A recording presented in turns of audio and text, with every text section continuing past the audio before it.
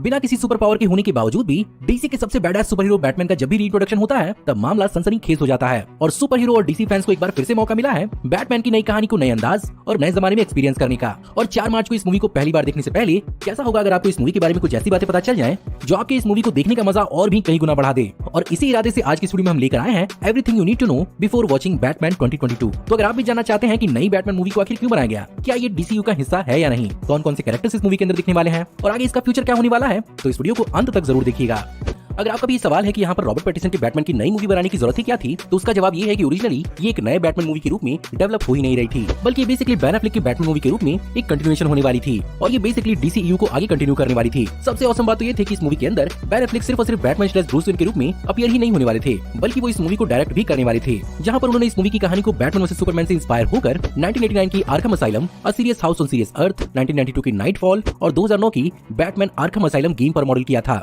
जहाँ पर ये कहानी बेसिकली आर्खम असाइलम में सेट होने वाली थी, जो बेसिकली बैटमैन के एंटागनिस्ट डेथस्ट्रोक के इर्द गिर्द घूमती और डेथस्ट्रोक यहाँ पर बैटमैन से अपनी बेटी की मौत का बदला लेता। और मूवी किसी प्लॉट पॉइंट का हिंट हमें जस्टिस लीग मूवी की एंड में देखने को मिला था, जहाँ पर लेक्स लूथर डेथस्ट्रोक को बैटमैन की रियल आइडेंटिटी बताता है। अब यहाँ पर बैटमैन से जुड़े हुए सारे के सारे कैरेक्टर्स इंक्लूडिंग जैरेड लेटो का जोकर भी इस मूवी के अंदर अपीयर होने के लिए कंसीडर किए जा रहे थे, लेकिन यहाँ पर प्रोडक्शन जितना स्मूथ एक्सपेक्ट किया जा रहा था वो उतना स्मूथ गया नहीं और यहाँ पर बेन एफ्लेक ने अपनी डायरेक्टोरियल पोजीशन को छोड़कर सिर्फ और सिर्फ बैटमैन के रोल पर फोकस करने की कोशिश की, जिसके कारण यहाँ पर एक अलग डायरेक्टर की खोज की शुरुआत हुई और यहाँ पर war of the planet of the apps movie से इंप्रेस होकर मैट रीव्स को इस मूवी के लिए चुना गया, जिन्हें बेन एफ्लेक की लिखी हुई स्क्रिप्ट पसंद तो आई थी, लेकिन एक्चुअली वो इस तरह की मूवी बनाना नहीं चाहते थे और वो खुद की एक नई कहानी को डेवलप करना चाह रहे थे। दूसरी तरफ 2017 की जस्टिस लीग और जैक स्नाइडर वाले कांड के बाद अपनी पर्सनल और मैरिटल लाइफ और डीसी एक्सटेंडेड यूनिवर्स के फ्यूचर को उस समय अंधकार में देखते हुए और मैट रीव्स से अपने आइडियाज के क्लैशिंग के चलते यहाँ पर उन्होंने इस पूरी की पूरी मूवी को छोड़ने का ही प्लान बना लिया। वहीं पर दूसरी तरफ मैट रीव्स भी एक यंग बैटमैन की कहानी को लिखना चाहते थे जो अपनी विजिलेंटी करियर की शुरुआत करते हुए दिखे। फाइनली अगस्त 2018 में इस बात की खबर सुनने को मिली कि बेन एफ्लेक अपनी अल्कोहलिज्म के चलते रिहैबिलिटेशन ज्वाइन कर रहे हैं, जो एक हिंट था कि वो शायद अपने कैरेक्टर में वापसी ना करें। वहीं पर दूसरी तरफ मैट रीव्स ने भी अपनी एक डिजायर्ड स्क्रिप्ट का ड्राफ्ट वार्नर ब्रोस के सामने रखा और जैसा कि मैट रीव्स का विजन इस मूवी को शेयर्ड यूनिवर्स से सेपरेट रखने का था, यहाँ पर बैटमैन / ब्रूस वेन के रोल के लिए रॉबर्ट पैटिसन को सेलेक्ट किया गया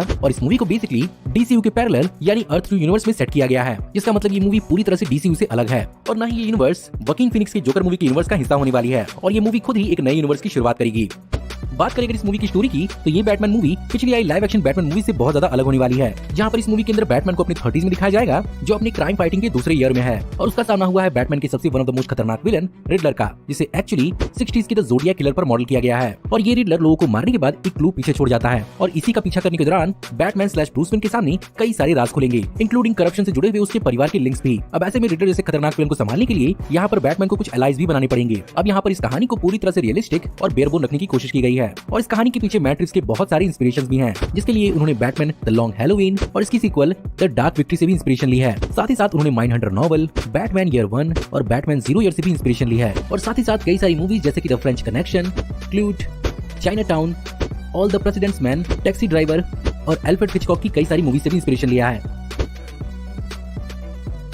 तो अब बात करते हैं कि कौन कौन किस रूप में हमें यहाँ पर दिखने वाला है। सबसे पहले बात करते हैं रॉबर्ट पैटिसन की, जो इस मूवी के अंदर लीड यानी बैटमैन / ब्रूस वेन के रूप में दिखेंगे, जो बेसिकली अभी अपने ट्रॉमेटिक पास्ट से जूझ रहा है। दूसरी ओर ज़ोई क्रेविट रोल प्ले करेंगी सेलिना काइल की, जो एक night club waitress, drug dealer और एक कैट बगलर है, जिसे कैट वुमन के नाम से भी जाना जाता है और यहाँ पर वो अपनी एक मिसिंग रूममेट की तलाश कर रही है। मूवी में आगे जाकर इनका और बैटमैन का एक अलायंस देखने को मिल सकता है। तीसरी ओर बात करें एंडी सर्कस की, तो मार्वल सिनेमैटिक यूनिवर्स में पुलिस क्लॉ के बाद अब वो डीसी की इस मूवी के अंदर एल्फ्रेड पेनीवर्थ के रूप में नजर आएंगे, जो बेसिकली बैटमैन का ट्रस्टेड मेंटर / बटलर है और बैटमैन का ओनली कॉन्फिडेंट, जिस पर ब्रूस आंख मूंद कर ट्रस्ट करता है। पॉल डोनो नजर आएंगे हमें एडवर्ड नेस्टन / रिडलर के रूप में, जो बेसिकली एक सीरियल किलर है जो अपनी क्राइम को लाइव स्ट्रीम करता है और बेसिकली गॉथम सिटी की असलियत सबके सामने लाना चाहता है और वो बैटमैन और लॉ डिपार्टमेंट को अपने रिडल से टीज कर रहा है। वहीं पर दूसरी ओर बात करें जेफरी राइट की, तो शायद हो सकता है कि आपने पहले देखा ना हो, लेकिन मार्वल फैंस ने पहले सुना जरूर है और ये व्हाट इफ सीरीज के अंदर हमें उआटू द वॉचर के रूप में दिख चुके हैं। वेल वो इस मूवी के अंदर गॉथम सिटी पुलिस डिपार्टमेंट में लेफ्टिनेंट जेम्स गॉर्डन के रूप में नजर आएंगे, जो आगे जाके मूवी में कमिश्नर जेम्स गॉर्डन बनेंगे। John Turturro Gotham city crime master Carmine Falcone का रोल प्ले करेंगे। Peter Sarsgaard Gotham city district attorney Gil Colson का रोल प्ले करेंगे और शायद इन्हीं के जाने के बाद इस मूवी सीरीज के अंदर हमें हार्वी डेंट का भी इंक्लूजन मिले। और finally Colin Farrell role play करेंगे ऑसवाल्ड ऑज कॉबलपॉट का, जिसे सिंपली क्राइम लॉर्ड पेंगुइन के नाम से भी जाना जाता है। और जब बात क्राइम की हो रही है तो यहाँ पर तो टीज जोकर को भी किया जा रहा है, लेकिन इस बात की बहुत कम उम्मीद है कि इस मूवी के अंदर हमें जोकर का कोई मेन रोल देखने को मिले। पॉसिबली हो सकता है जोकर का कोई कैमियो देखने को मिल जाए जो आगे जाकर इस मूवी को सेटअप करे। और कुछ रिपोर्ट्स तो ऐसा भी क्लेम कर रही हैं कि इस मूवी के अंदर शायद बैरी केगन हमें जोकर के रूप में दिख सकते हैं, जो इटर्नल्स मूवी के अंदर ड्रूइड के रूप में नजर आए थे।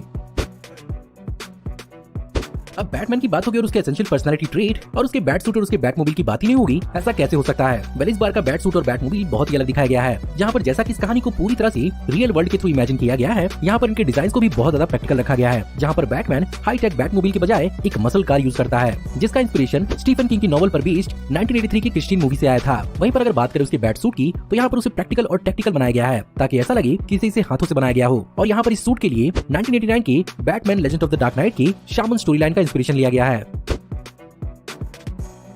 लेकिन ये मूवी कोई स्टैंड अलोन मूवी होने नहीं वाली है, बल्कि सबसे पहले तो ये मूवी खुद ही एक ट्रिलॉजी को सेटअप करेगी, साथ ही साथ इस मूवी यूनिवर्स को और भी ज्यादा एक्सपेंड किया जाएगा, जहां पर फिलहाल इसके भी 2 स्पिन ऑफ सीरीज को भी प्लान किया जा रहा है, जिसमें एक Gotham city police department series होने वाली है और दूसरा पेंगुइन की अपनी सीरीज होने वाली है, जो बेसिकली शायद इस ट्रिलॉजी के बीच के फिलर साबित हों और इन दोनों को HBO मैक्स पर एक्सक्लूसिव प्रीमियर किया जाएगा। तो गाइस, ये था मेरे हिसाब से वो सब कुछ जो आपको रॉबर्ट पैटिंसन की बैटमैन मूवी के लिए बहुत ज्यादा एक्साइटेड करेगा, और मैं उम्मीद करता हूँ कि बैटमैन एक्चुअली एक लेजेंडरी बैटमैन साबित हो। बाय द वे, अगर आपको आज की वीडियो पसंद आई हो तो इस वीडियो को लाइक जरूर करिएगा, साथ ही साथ मुझे कमेंट में जरूर बताइएगा कि ये बैटमैन मूवी कैसी होने वाली है। हमारी आने वाली ऐसी ऑसम वीडियोस को देखते रहने के लिए हमारे चैनल को सब्सक्राइब करिए, बेल वाले आइकन को दबाइए और हमारी वीडियोस को बिना मिस किए एंजॉय करते रहिए। और अगर आप चाहें तो इस वीडियो के लिंक को अपने दोस्तों के बीच में जितना हो सके उतना शेयर करें।